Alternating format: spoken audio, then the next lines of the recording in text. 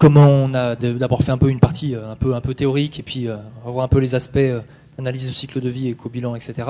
C'est éventuellement prendre quelques questions, quelques remarques tout de suite avant d'enchaîner sur la partie assurance, réglementation, etc. Donc si vous avez des questions, vous levez la main, on va essayer de prendre une allée, Julien de ce côté, moi je vais prendre celle-ci. Vous vous présentez puis vous posez votre question. Bonjour, Christelle Julien de l'Agence locale de l'énergie de Lyon. J'aurais voulu savoir quel logiciel ou quel outil vous utilisez pour calculer l'énergie grise. Alors c'est Excel. Voilà. Oui, je voulais montrer, en fait, ce qui est compliqué, c'est pas le logiciel, c'est la base de données. Donc effectivement, à partir du moment où on a les données et qu'on a identifié les couches d'un matériau, c'est assez simple. Donc là, effectivement, la base de données que j'ai prise, c'est une base de données suisse qui s'appelle bilan de la construction, voilà, et qui est un dérivé de ce qui s'appelle EcoInvent. EcoInvent, c'est une base de données commerciale qui est utilisée à peu près par tous les logiciels d'analyse de cycle de vie, mais il y a une version gratuite qui touche que la construction, qui est disponible sur Internet, sur un site qui s'appelle EcoBau, ça veut dire construction écologique en allemand. Donc c'est bêtement ecobau.ch. Donc il y a une version française qui va donner des valeurs pour la plupart des matériaux. Alors après, c'est un débat aussi qui se pose en France, puisque pour l'instant, on n'a que des FDES qui sont gérés par le CSTB dans une base qui s'appelle la base Ignes, qui est pas inintéressante comme base, mais qui est assez lacunaire. C'est-à-dire qu'en fait, on va trouver certains matériaux pour lesquels on va avoir beaucoup de fiches, un isolant par exemple, mais pour avoir un matériau de gros œuvre, il n'y a pas de fiche. Donc c'est difficile de faire un éco-bilan d'un bâtiment, puisqu'on sait qu'on ne va pas pouvoir couvrir l'ensemble des matériaux utiles. Bon, alors ceci dit, la DHUP qui gère ça, qui est du ministère de l'écologie et du développement durable, est en train de discuter du fait de mettre en place des fiches, des valeurs génériques. Ça a aussi été un long débat dans ces questions-là, puisque cette base suisse, c'est des valeurs génériques, c'est pas des valeurs de fabricants. C'est un comité qui est dans cette base EcoInvent, qui rassemble, qui est paritaire. Il y a aussi bien des chercheurs que des industriels, que des syndicats du bâtiment, que des représentants de la maîtrise d'ouvrage, des usagers, qui se mettent d'accord sur des valeurs, puisque vous avez vu que les hypothèses, elles sont très vite conflictuelles. Donc là, ça fonctionne au consensus, comme la politique en Suisse. Tout le monde se met autour de la table et se met d'accord sur les hypothèses et sur une valeur qui est moyennement acceptable par toutes les parties. Bon, voilà. Donc de toute façon, c'est aussi un élément pour rappeler qu'il n'y a pas de valeur exacte. Après, il faut être cohérent. C'est-à-dire que quand on fait ce type de calcul, il faut pas mélanger les bases de données. C'est-à-dire si on va prendre une partie dans une base, une partie dans une autre base, là, on devient... on peut beaucoup trop interpréter les choses. Donc là, c'est tout sur cette base-là. Alors, une question là-haut.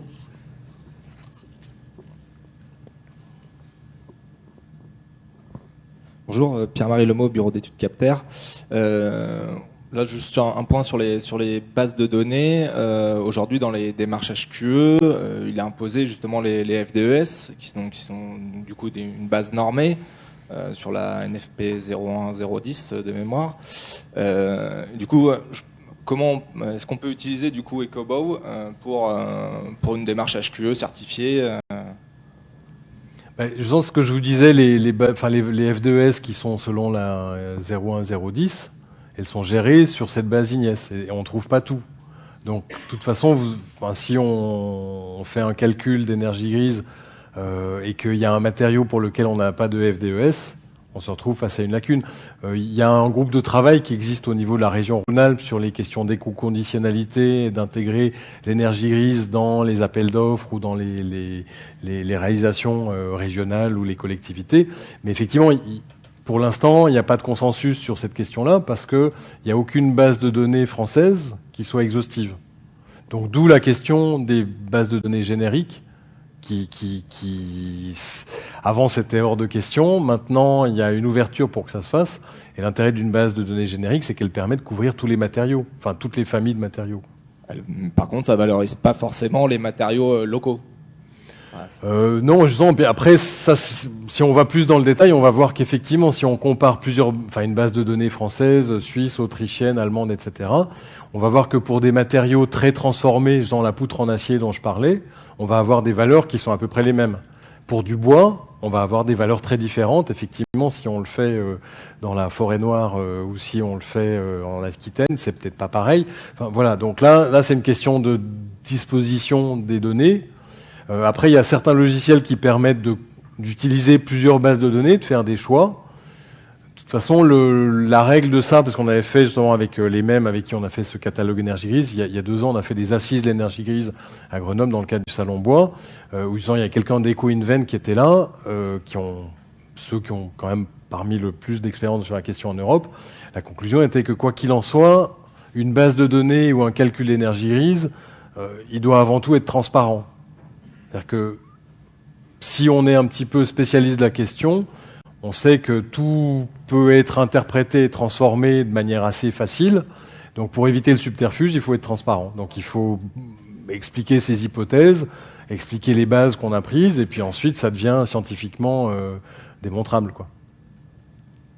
Et ouais, plus globalement, la provenance des matériaux, je reviens notamment à l'aluminium. Je pense que la plupart de l'aluminium est réalisé dans les pays nordiques, d'où est construit à partir aussi d'électricité d'origine renouvelable, type centrale hydroélectrique.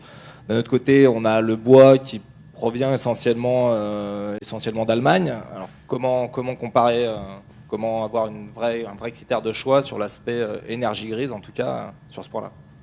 Si on fouille, on va trouver même. En plus, il y a de l'aluminium recyclé. Donc là aussi, si on utilise de l'aluminium recyclé, on va gagner 30% facilement sur de l'aluminium pas recyclé. Le traitement du bois. Voilà. Hein. Et puis effectivement, du bois, du lamelé collé ou du bois qui a traversé toute l'Europe, qui a été séché avec du soleil ou séché. Enfin voilà. Donc après, c'est pour ça que je vous dis que ce qui est important là-dedans, c'est la transparence des calculs et des données. Et puis ensuite, c'est d'avoir des ordres de grandeur qui soient un peu à la SERP, c'est-à-dire qu'on n'est pas au 4e chiffre après la virgule. C'est de voir des tendances générales, de pouvoir comparer 2 ou 3 hypothèses pour une enveloppe ou un système constructif. Et puis effectivement, si on voit des rapports de 1 à 2, ça a du sens. Si on voit qu'on est à 10% près dans les mêmes valeurs, ça veut dire que c'est la même chose, quoi. Je suis d'accord avec vous sur l'aspect comparatif. C'est vrai qu'on ne va pas prendre la valeur... on va dire brutalement, c'est vrai qu'il faut. C'est des outils qui servent à comparer les 2 systèmes constructifs et pas une valeur absolue d'énergie qu'on pourrait avoir. Et donc du coup, ça pose la question de la comparaison de cette énergie-là par rapport, on va dire, à la consommation énergétique du bâtiment. Tout à fait. Oui. Après, on voit que les valeurs sur lesquelles on est. Oui, on va dire 500 à 1000 kWh par mètre carré pour l'énergie grise. Si c'est sur un bâtiment passif à 10 kWh, ça fait 50 ans ou un siècle d'usage. Si on est sur un bâtiment réglementaire, ça fait 10 fois moins, ça fait 5 à 10 ans. Puis si on est sur un bâtiment existant des années 80, ça fait plus que 2 ou 3 ans, quoi. Enfin voilà. Hein, donc là aussi, ça rejoint ce que je disais en préambule, c'est que ces questions d'énergie grise et les ordres de grandeur ou même d'énergie en global, les choses ont évolué très vite, très récemment. On voit bien que sur du bâti des années 80 seulement, ou même 90, ça n'a pas été pris en compte parce que les valeurs sont très, très pénalisantes. Par contre, sur du bâtiment neuf, actuel, là, ça commence à prendre du sens de se poser la question. D'autres questions? J'en ai une, moi, sinon, s'il n'y en a pas. En fait, on parle beaucoup de l'énergie, du contenu énergétique dans le matériau, mais comment prendre en compte aussi la ressource disponible? Par exemple, souvent on entend dire qu'il y a moins d'énergie grise dans 1 mètre cube de laine de verre ou de laine de roche que dans 1 mètre cube de laine de bois. Je ne sais pas déjà si c'est très vrai. Cela dit, du bois, on en a presque autant qu'on veut, alors que de la laine de roche, on est sur une ressource qui malgré tout est épuisable. Est-ce que ça c'est pris en compte dans les bases de données ou... Oui, c'est pris en compte justement dans les FDES. Je vous disais, il y a 14 indicateurs. Donc dans les indicateurs, il y a un indicateur d'épuisement de ressources qui permet d'évaluer ça. Dans Ecobo aussi, Pardon ? Dans Ecobo aussi, la disponibilité de la ressource. Non, il y a une espèce de note agrégée qui intègre tous les autres paramètres autres que changement climatique et énergie. Mais bon, après, comme vous l'avez dit, il y a quand même des questions de bon sens. C'est que, enfin, les ressources qui sont rares ou non, on les connaît. Celles qui sont renouvelables ou non, enfin voilà, il y a aussi ces choix-là qui se font là aussi de manière comparative, avec des appréciations qui peuvent être quantifiées, mais sans aller trop loin derrière la virgule, quoi. Comme j'ai entendu certains vendeurs de matériaux mettre ça en avant, je préférais qu'on torde le cou. Est-ce qu'il y a d'autres questions ? Alors juste pour information, donc nous sur le site de l'ALE, vous avez un outil qui est un comparateur d'énergie justement des matériaux qui s'appelle l'outil Régime et que vous pouvez aller consulter, qui se base notamment sur EcoBao. Donc n'hésitez pas à aller jeter un œil si vous voulez aller plus loin sur le sujet. S'il n'y a pas d'autres questions, on va continuer parce que là on va rentrer dans la partie un peu plus hard avec tous les aspects assurance, réglementation, etc. Puisqu'évidemment il y a des contraintes et donc la question ça va être de savoir est-ce qu'on peut mettre n'importe quel matériau, quelles sont les contraintes, est-ce qu'on peut être assuré. Donc on va aussi aborder ces aspects-là et puis je pense que vous aurez plus de questions en fin de deuxième partie. Oui, juste une dernière remarque sur ces questions de base de données, de fabricants de matériaux, c'est qu'effectivement l'intérêt des fiches génériques, c'est les fiches actuelles qu'on trouve en France, elles sont réalisées par les fabricants. Enfin, c'est de bonne guerre, mais effectivement, ils vont le faire. Ça devient un élément d'appréciation de leurs produits, ce qui est voilà. Mais pour des matériaux qui n'ont pas de fabricant proprement dit, le bois local, par exemple, c'est pour ça qu'il n'y a pas de FDES qui existe sur le bois local. Il y a des FDES qui existent, mais qui sont plutôt faits par des syndicats professionnels internationaux, pour aller vite. Voilà, parce que ça coûte quand même relativement cher de faire une FDES.